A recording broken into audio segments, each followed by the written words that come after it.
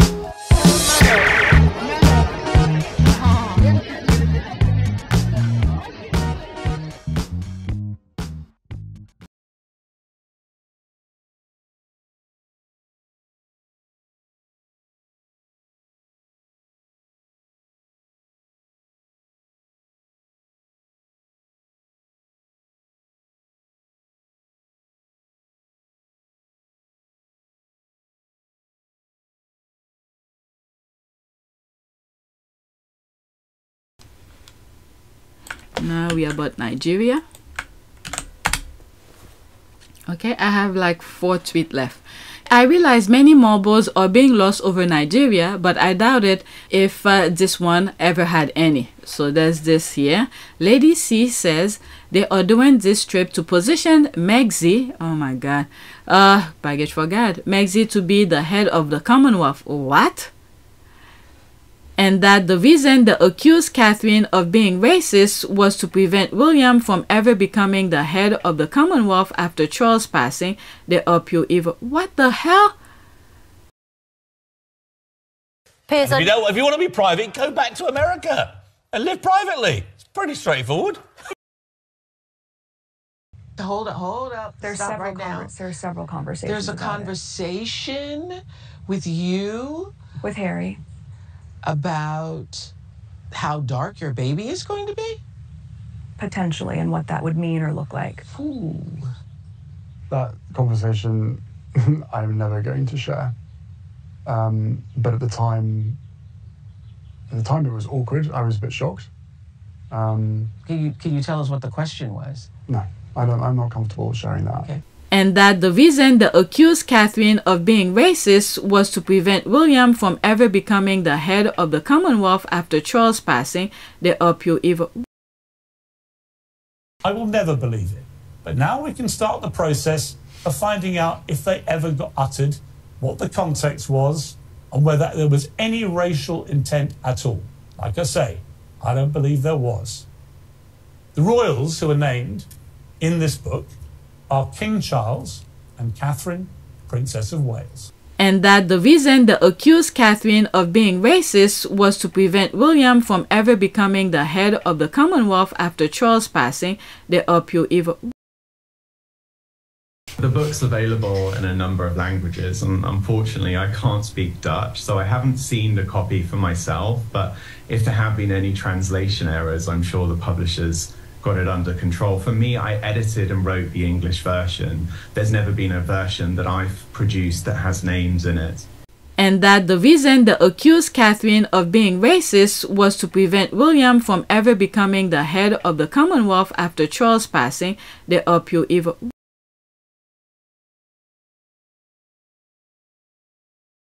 That conversation I'm never going to share. For me, I edited and wrote the English version. Can you tell us what the question was? No, I'm not comfortable sharing that. Okay. There's never been a version that I've produced that has names in it. The royals who are named in this book are King Charles and Catherine, Princess of Wales. So in conclusion, if you'd had the support, you'd still be there? Without question. Yeah. I'm sad that what's happened has happened, but I know and I'm comfortable knowing that we did everything that we could to make it work, and we did everything on the exit process the way that it should have been with done. As much respect. With as much respect. Oh my God, we just did everything we could to protect them.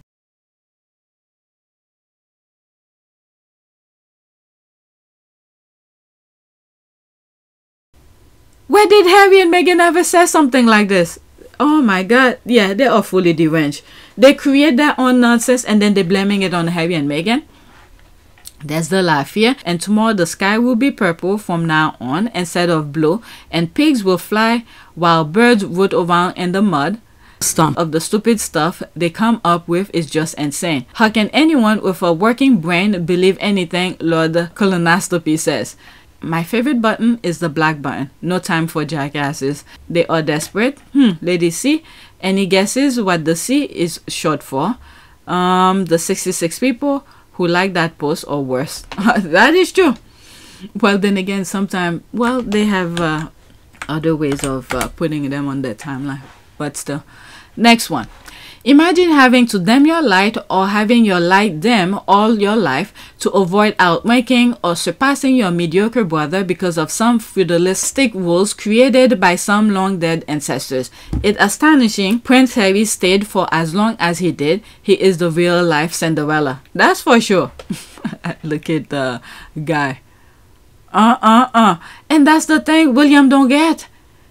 Harry was willing to do the work. Was willing to stay. But instead, this is the nonsense. And then they mold Harry too. The institution mold him to accept that kind of abuse.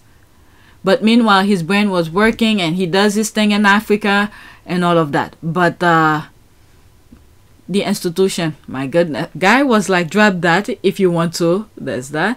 And yes, that said, when the West has multiple castles, but he wants to come back. That's he grew up there. That's the thing. He grew up in that environment, so only him will know the reason. But they don't mean well for him. Okay, house looked like a kitchen. But to tell you the truth, it looked cozy. It looked cozy. Something you have a cabin in the country and stuff like that. And this is what they made it out. The institution is like that. Their initial reaction to anything is to be savage to people. So now they pick probably the worst house that they have and give it to him. Okay, they really don't give a shit about him. Now with a black wife, that's even double whammy for Harry with his family. So they pick the worst house and give it to him. And now that Harry and Meghan don't mind and turn it into something, okay, it's like a diamond in a rough kind of thing, similar to Harry. Harry was a diamond in a rough. I treated him bad and whatever. He doesn't care the way he dressed or whatever. But there's Harry, Meghan brought the beauty in Harry. The same thing with the house. Meghan brought the beauty into the house. Because of that, and then they cherish it, they enjoy it. And if you see some of the pictures coming out of that house, you'll be like, my goodness. And I think Oprah make reference to the house as well. If they thought, you know, before all of this came out, if all of us saw the way they live, it's not fairy tale. But what they did here is the bubble again. The bubble that Harry and Meghan create for themselves. They turned that into a beauty for their eyes. Okay? So now that they're enjoying it, nope. They want them to be miserable. If Harry and Meghan were showing they're always miserable, the institution will love that. Create themselves in that bubble, turn the house into, you know, that fragment, all right, that we're seeing in the back. They turn it into, what would you say? Their castle, all right? In their eyes, it's their castle. They renovate it, put their finishing touches and whatever, and then they love it. They turn it into a home. Meghan didn't mind. Harry, he doesn't care. Whatever places he lives, he doesn't care. Okay? But now, once they interfering into their personal life, this is where it costs. Alright? You give them garbage and they turn the garbage into a multi-million-dollar kind of thing. And now you took it away from them because they cherish it. They appreciate it. So now, you interfering into their life, this is where it stops. That's the thing here. This is where it stopped for them. Alright? And Harry had said that was going to be his headquarters. But the father realized that Harry wants it. Took it away. He's a baggage for God. Charles, that is. House looked like a kitchen. Okay? That's a ad. This is what they wanted from him. Okay? This is the one that gets me the most. Right where they wanted him. Right where they wanted him to stay forever. Yeah. how could you have two dumb people leading? How could you have that? This is up to the UK. Oh my goodness. And then the worst thing is, William had the best protection he could ever had. The best. His brother, who didn't care that William was gonna be heir to the throne, he didn't care what William has. All he was, I'll look out for you, I'll help the institution, I'll do that, and when he's done, he fly to Africa, do his thing. But no, interfere in his life. Hey, William's gonna get it. He's gonna learn.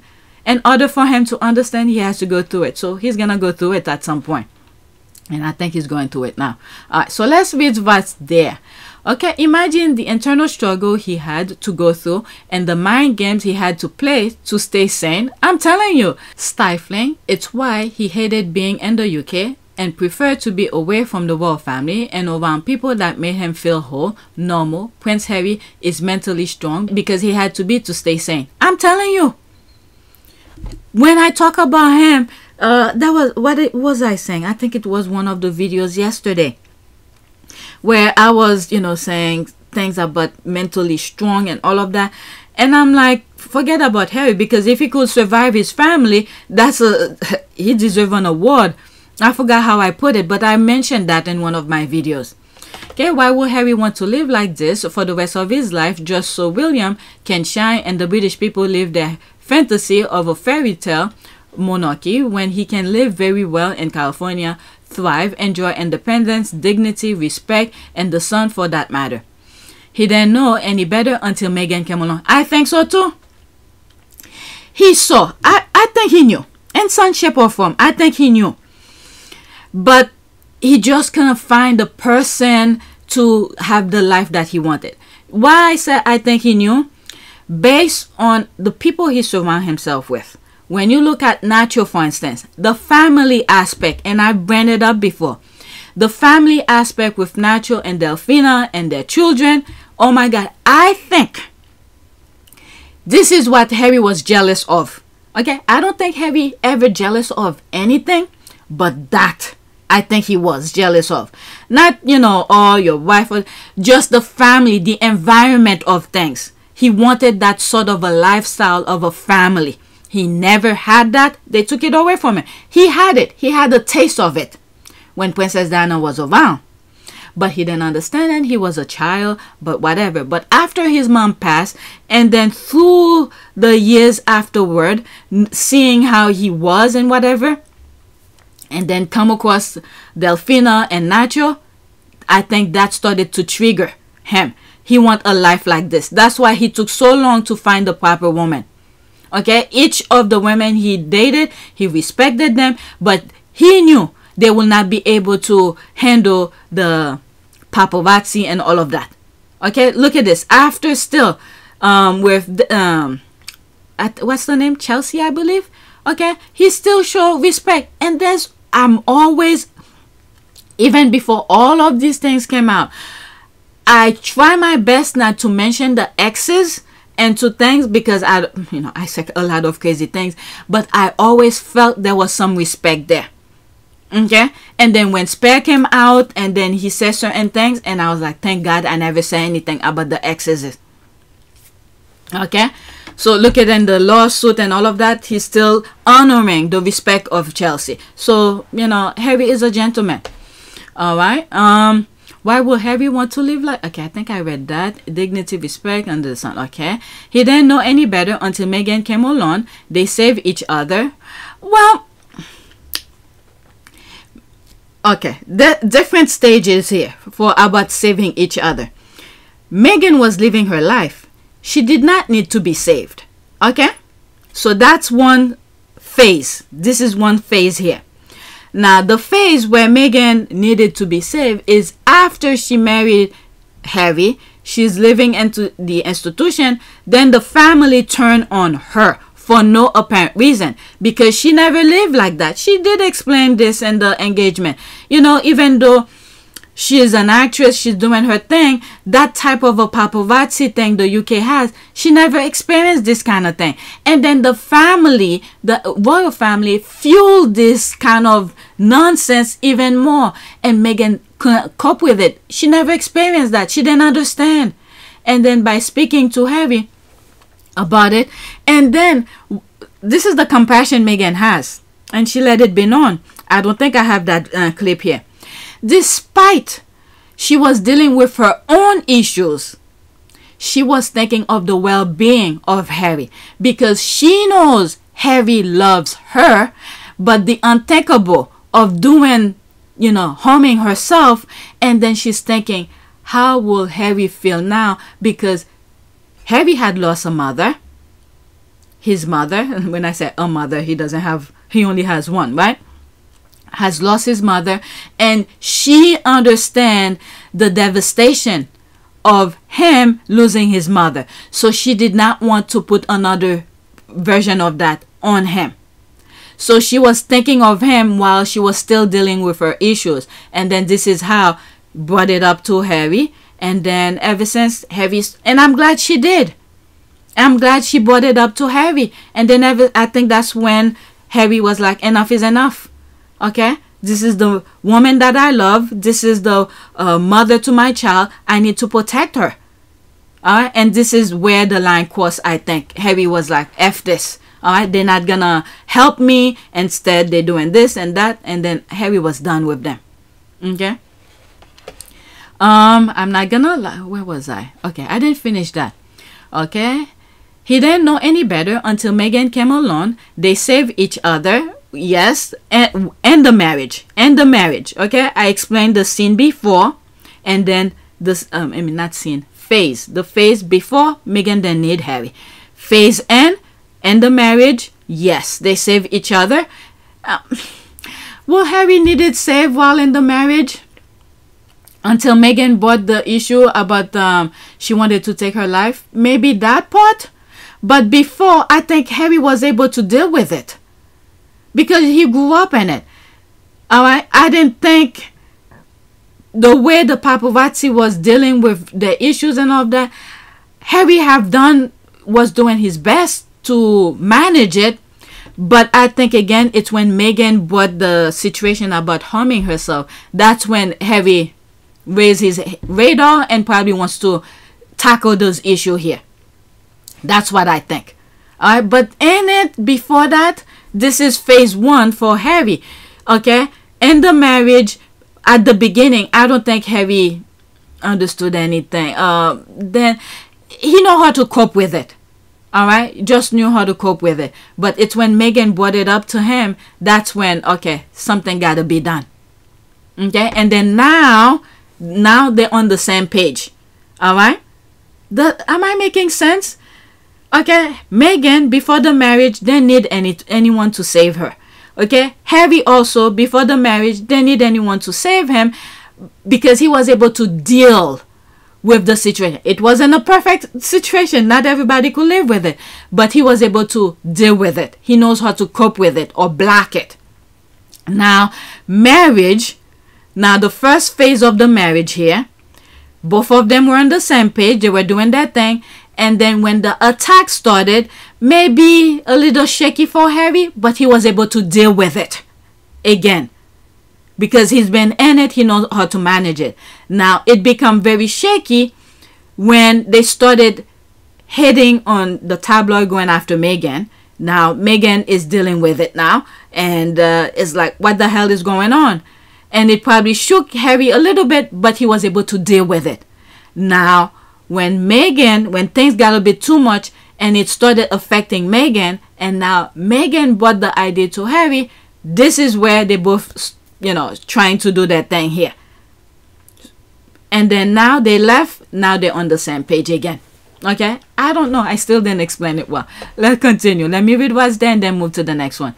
Harry made the right decision. He is a family man and time was perfect for him to leave the UK and settle with his family in California. With that, I might be wrong on this. You guys could correct me. It's definitely you guys could disagree. For some reason, I think it's the institution who shape, as much I don't want to give credit to the institution, is the institution who sort of shaped the direction, the trajectory for Harry.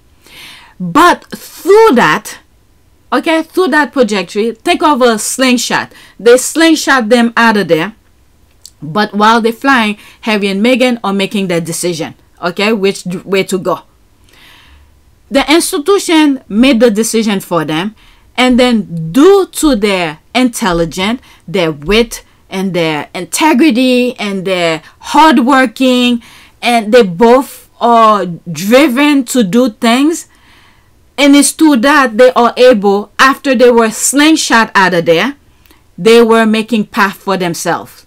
So the institution shut the door on them. And then once they got out, I think Harry was a little bit afraid. Don't get me wrong. Can you imagine you grew up in an institution, you always been sheltered, and then out of nowhere, they shut you out? And I did say that even before the spare and all of that.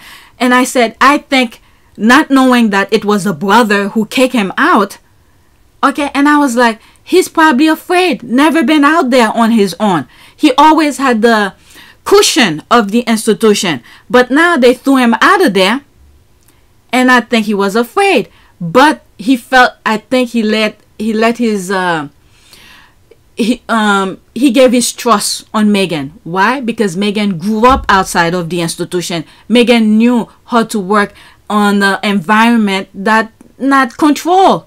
Outside the palace, it's not control, but in the palace, it is control. It's a control environment. So Harry being out there in an uncontrolled environment, you meet different people, or you meet different characters and all that.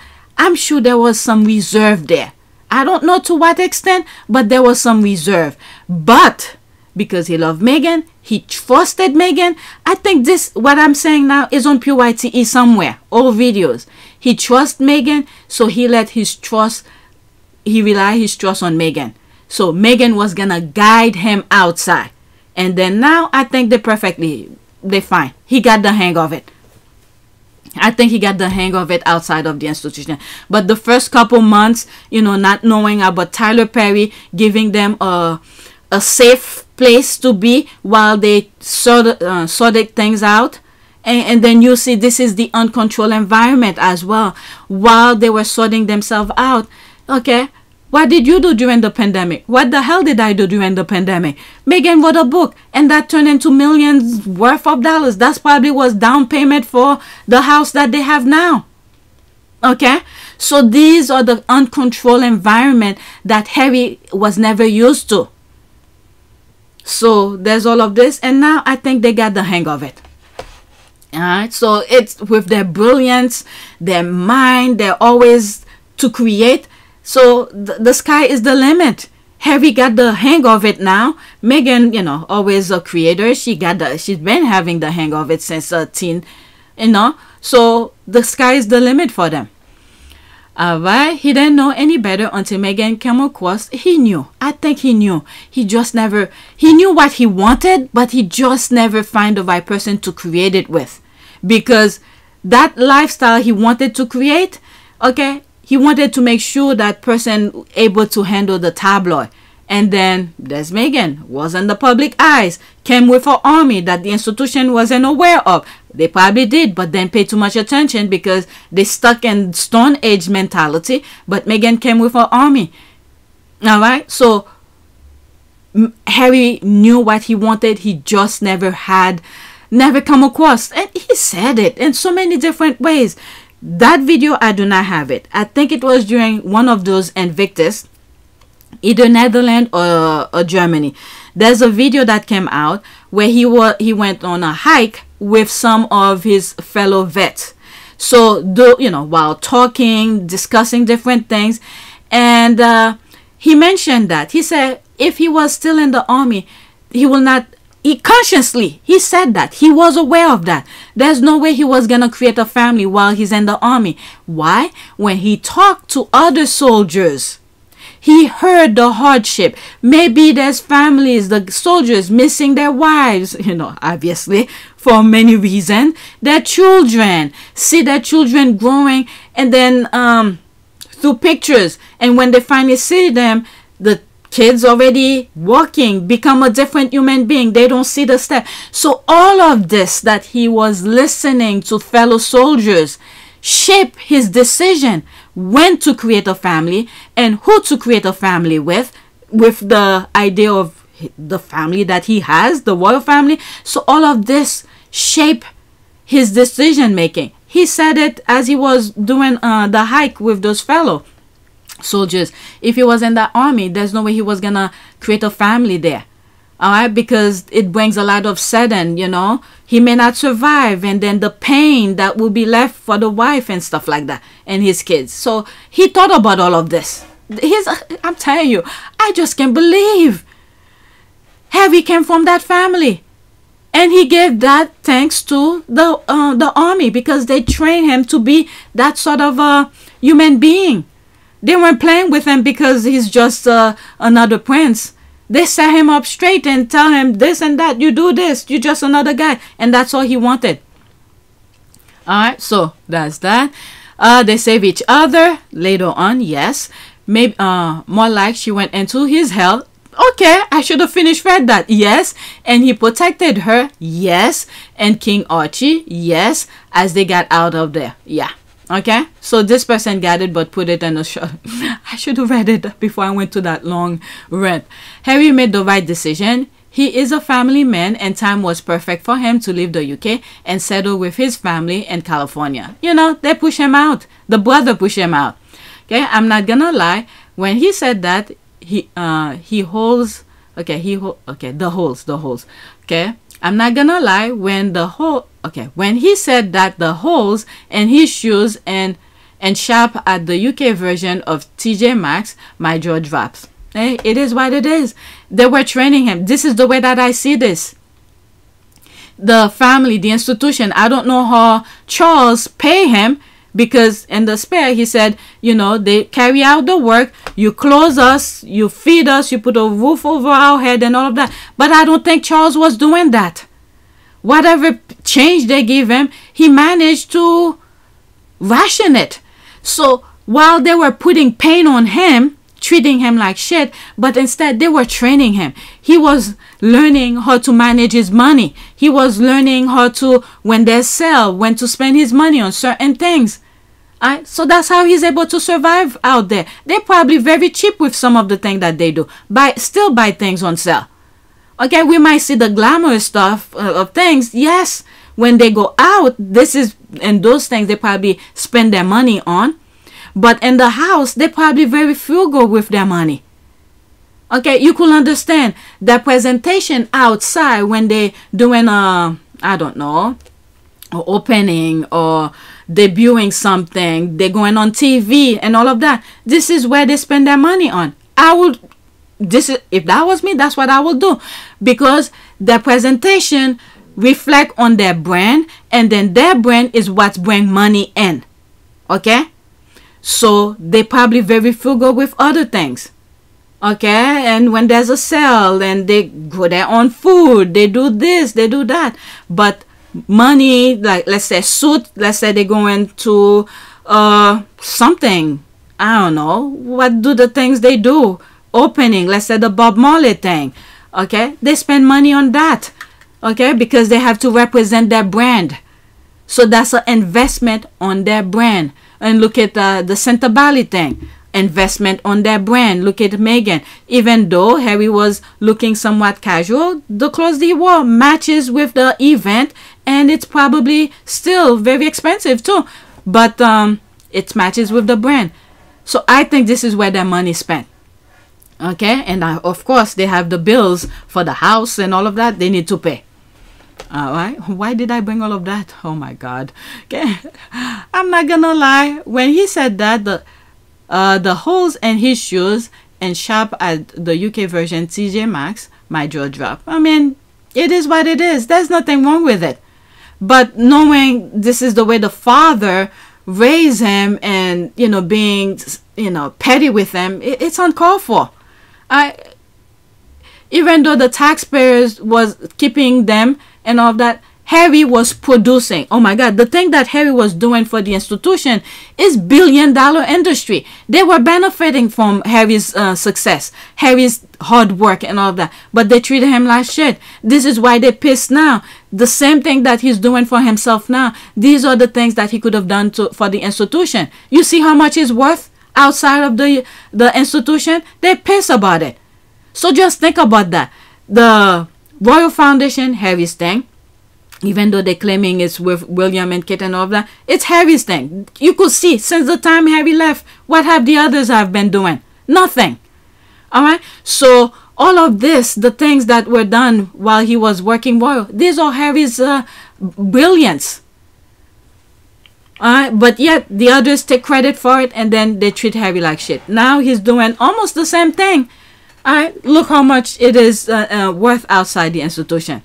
All right, so there's that here. There's nothing wrong with TJ Maxx or anything like that, but it's just sad to see the father had to make him do that. And then in a way it is good, because now he's living outside of the institution without any cushion of the palace. Everything he does, let's say he owe money, guess what? Harry has to pay for it, not the palace. He buys something and he put it on credit card. Harry have to take care of the credit card. So all of this, they train him without even knowing, now that he's in the real world. Okay. For me, that's the worst part of the whole system. Others must stunt for the heir, very ungodly. Okay. And the worst thing is the heir didn't appreciate it, and he didn't see that. Maybe now, I don't know. I don't think he sees it, because there's still people making excuses for him. Okay, this is the last one. I went on. Harry is a deep, intuitive person and could see through the indecency and pretentiousness of his reality in the palace, pauperized like a peasant while surrounded by billions worth of gold, diamonds, and castle, is the supreme depression contradiction. That's true. That's true. And this, I don't think he wasn't into all of this. I don't know. Because why? I think when he's in Africa, it opens his eyes. He see what's going on. So those things that his family take precious, you know, when you look at it in the UK, those elite people, material things take precedent than people's lives. So Harry being in Africa, you know, he get a full different perspective of things.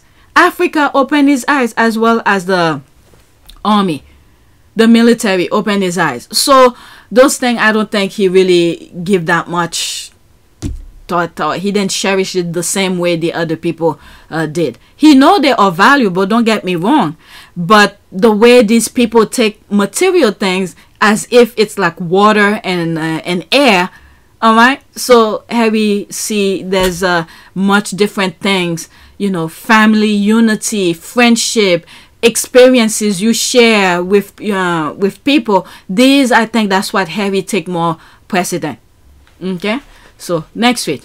Okay, I don't think he's being the bigger guy. I think that he is moving strategically. Nobody forgives somebody for causing the death of an unborn child. Let's be serious here. Okay, so she retweeted that Prince Harry apparently invited William and the royal family to the Invictus service.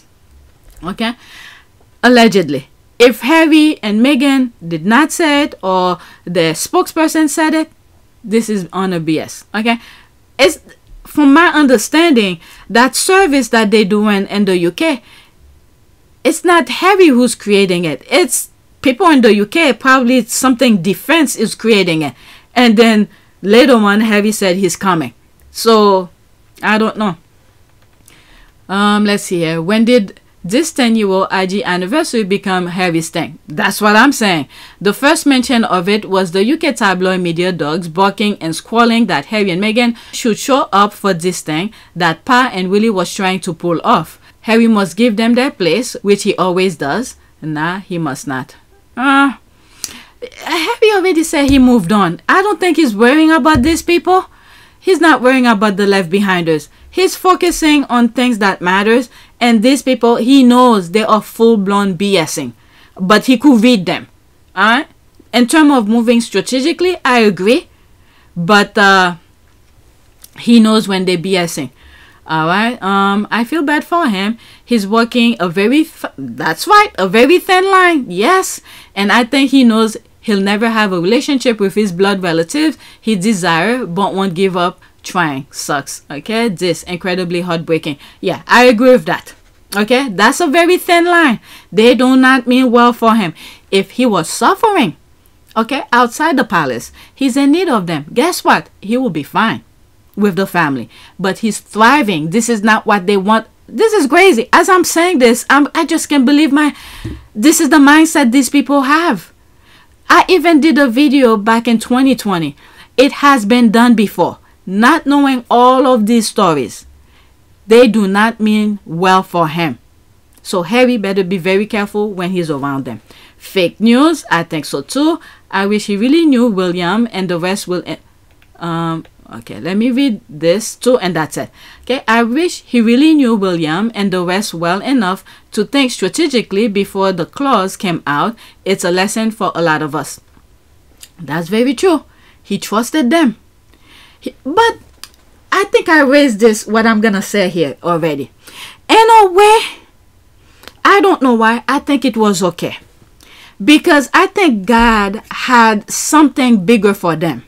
Now, Meghan in particular went with pure heart, with her happy-go-lucky, well, not happy-go-lucky, but very jolly, very, and peace, okay, to go and help. When you look at their engagement, you know, she was willing to work, give up everything. And I think it was a test for the institution as well. And it also opened Harry and Meghan's eyes to see, as they move forward with what God was setting up for them, is to make sure before they get there to the promise of whatever it is God had for them, to know who to include in that. Because if they didn't go through what they went through, as painful as it is, okay, with the lawsuit, the backstabbing, the Jason Kunoff, everything, okay, everything that I've talked about on my channel, all of the heartache, things that very, you know, is unforgivable, okay. The father came out, the sister came out, the half-brother came out. Who did not come out? Miss Doria did not come out. Who came out on supporting of Meghan? Her friends. They did not have to do that. The People magazine I'm making reference here. They did not have to do that. But they did when Meghan was going through her hardest point in her life. They did. So throughout this heartache that Meghan and Harry was going through, okay, it was a way for them to open their eyes, see to who to include when they get into the promise, whatever it is God was setting for them. So now once they step out of that pit bull infested place, that's the palace, when they go to the real world, the uncontrolled environment, you know, the palace is gonna send their mad dogs after them and all of that. But at least Harry and Meghan knows who to include in their bubble. This is the part here we need to see. Okay? They had to go through all that hardship. They had to go through it. So as they live their lives, they know who to include in their circle. And this is how we have to take it. Not everything is bad.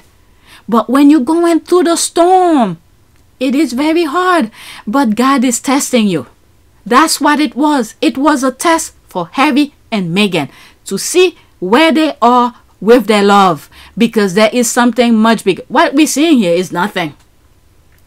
American Riviera Orchard, some of the things that they're doing, this is nothing. I think there is something bigger for them, because that hell that they went through where she almost killed herself, this was the storm, the test for Harry, the test for Meghan, all of that. That was their test.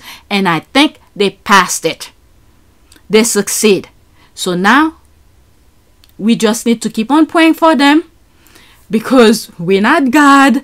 We do not see the future or anything like that. If these people, Harry's family, could do that, some of those things that they did, and when you look at their history through colonialism, a lot of crazy things, if they could do that to other people and then to their own blood, Harry, and think of Archie's going to South Africa, the fire in the room and all of that, put all of this in perspective. If that family could do that, okay, just think, this is where we need to keep on reminding God. Keep an extra eye on Harry and Meghan's family and the circle, the bubble that they create. Okay, so Harry and Meghan passed the test, in my humble opinion. The storm that they just went through, my goodness, just don't even try to put yourself into it, because this is, you'll be like, how the hell did they go through that? And also, Harry, to be that sane individual that he is now, how the hell did he survive his own family prior meeting Meghan? How did he stay sane? Okay, all of this. All right, let's move on. All right, so that was the one. I wish he really knew William and the rest well enough to think strategically before the clause came out. Okay, it's a lesson for a lot of us. Okay, so that's why I came with that. All right, that was his lesson. That was his test, I think, by God. Okay, right. I feel like he knows the truth but doesn't want to accept it. What is it? Never mind. It's his blood, but at the same time, he needs to understand that his blood is run by an entity that is regurgitating evil, and it won't stop just because they decided to feel friendly one day. Yeah, this is the thing. He can't put his guard down. Like I said in that video, it has been done before. And in yesterday's video, there was something about Princess Diana. And then as I started looking, getting some receipt to show you guys, and I was like, oh my Lord. Within 1 year of the divorce being finalized and Princess Diana died, I was like, oh my God. I didn't say it. I just put the warning. I put red flag, GIF, and I put different arrows in there. If you guys didn't see it, oh my God. The settlement was whatever in millions, okay, up front. And then on top of that, she was supposed to get certain thousands of dollars, I think $400,000 every year. And then that 1 year mark was gonna come, and then she passed. You tell me they didn't want to give any more money. This is what I got out of me looking at those receipts. I was like, oh my Lord. Within 1 year, and she was done after the settlement, she passed. There was $400,000 that was gonna give, that they were gonna give her, and then for the rest of her life, I don't know for how many years that screenshot said. I was like, oh my God. I'm not gonna say it. Okay, just put one and one together. Driving us out into the fields, asked about Meg, not with great interest, just casually. Still, he didn't always ask, so I was pleased. She's good, thanks. Does she want to carry on working? Say again. Does she want to keep on acting? Oh, I mean, I don't know. I wouldn't think so. I expect she'll want to be with me, doing the job, you know, which would rule out Suits, since they film in Toronto. I see. Well, darling boy, you know there's not enough money to go around. I stared. What was he banging on about? He explained, or tried to. I can't pay for anyone else. I'm already having to pay for your brother and Catherine. I flinched.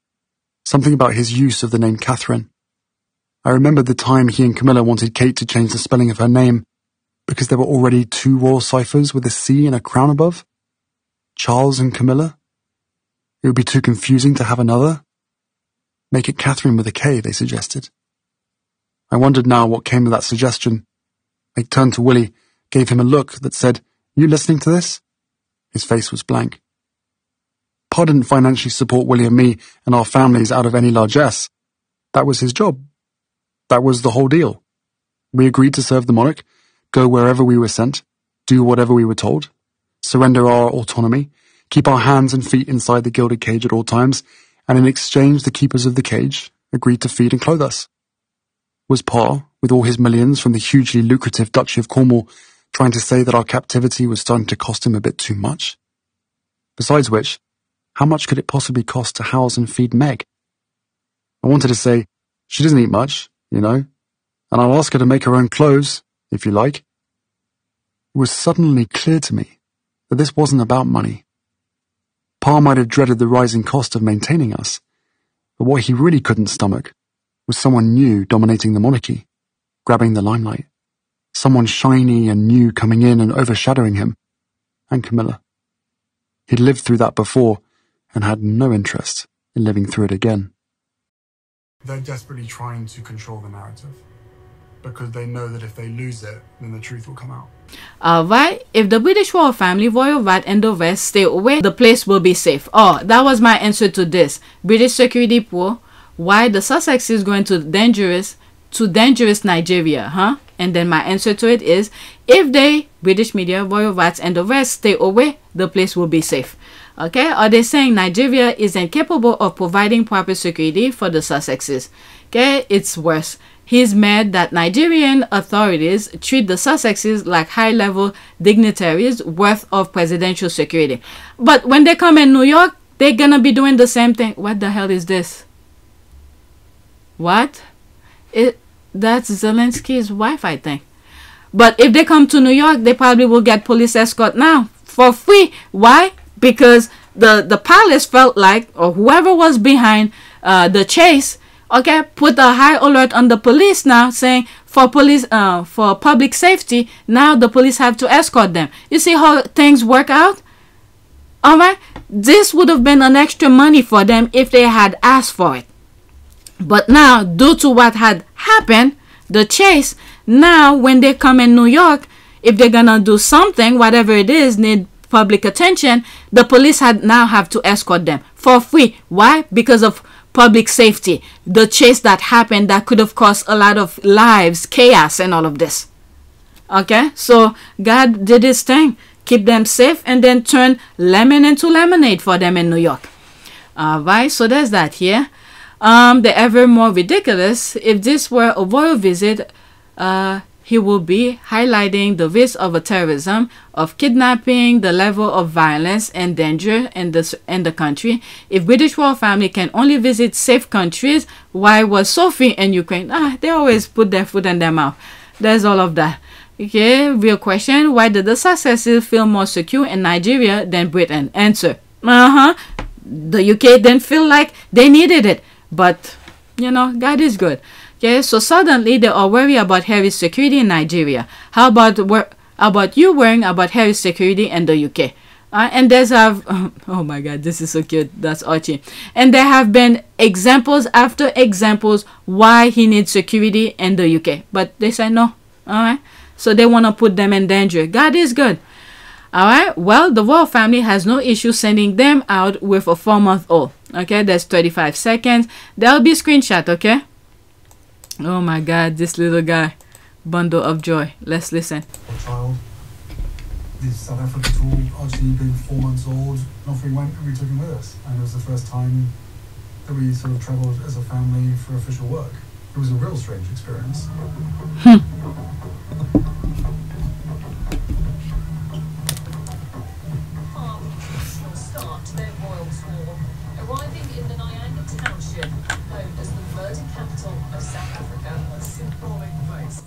This is to show the world the nonsense that they saying. They don't mean well for Harry at all.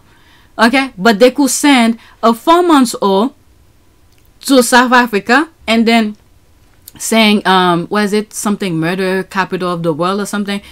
Always have something negative to say about anything coming out of Africa. Okay, and now you're worrying about. It's just showing the world the type of people they are. Let's continue. It's almost done. And after that, I'm going to go to the next tweet. I'm not going to read what's down there.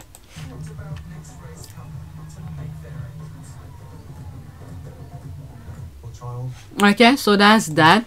The last one is a prayer from the squaddies. Okay, I'm already past an hour. Okay, prayer for Has, Meg, Archie, Lily, and Miss Doria. May you bless and protect Harry, Meghan, Archie, Lilibet, Diana, and Miss Doria. Guide them and direct their steps. May you bless them with health, joy, and peace. We pray for their vindication, for justice, cancel all the threats, hate, harassment, and return them back tenfold to their enemies. Alright, so there's that here. Psalm 140, 1 through 3. 1 through 3. Deliver me, O Lord, from evil men. Preserve me from violent men who plan evil things in their heart. They continually gather together for war. They sharpen their tongues like a serpent. The poison of apes is under their lips. Okay, so there's that here. Selah, Psalm 140, 1 through 3. Amen. Amen. That's an ad. Amen. Okay, so that's that. Please take a moment to subscribe, like, and share. If you want to support this channel, there's a PayPal link and a Cash App link in the description. You could donate. Those who have donated, thank you. And don't forget to check my shop. As a matter of fact, this weekend, I plan on do some more design on things and see how you could support this channel. For all of my 3 channels, Pure YTE, Pure Team Sussex, and our part of Pure Service. Okay? And those who have purchased through there, I appreciate it. Alright, so that's it. Let me do video number 3. That's gonna be on Pure YTE, and that will be the first tweet, just to show you. Polo magazine, I think I just covered it in one of those videos.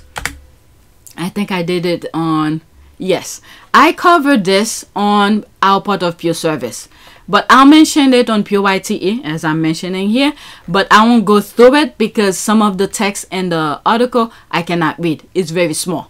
Okay, so I'll put the link on here as well and all of my channels, just in case you guys want to check it out. It's on my community board, by the way. All right, so that's it. Thank you for watching, and thank you for your support.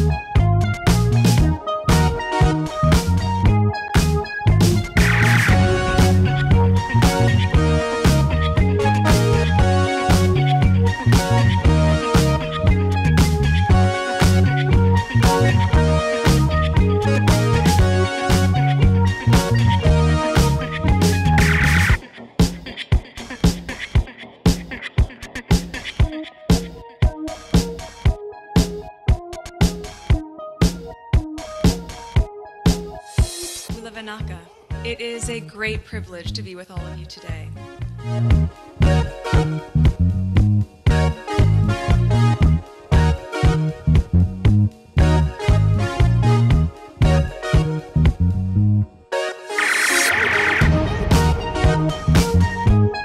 You know, we ask for forgiveness and please come back.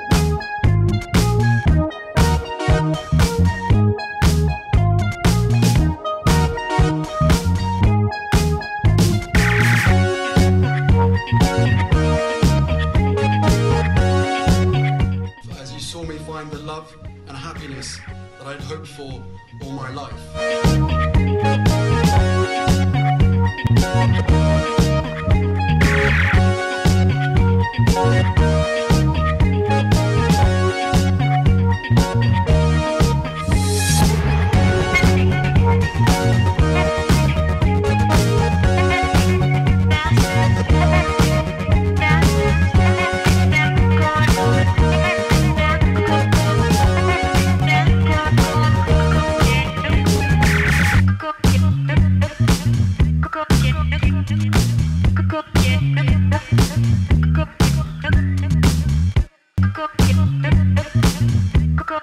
You are all in this together, and if I may speak personally, we are all in this together. because asking for help was one of the best decisions that I ever made.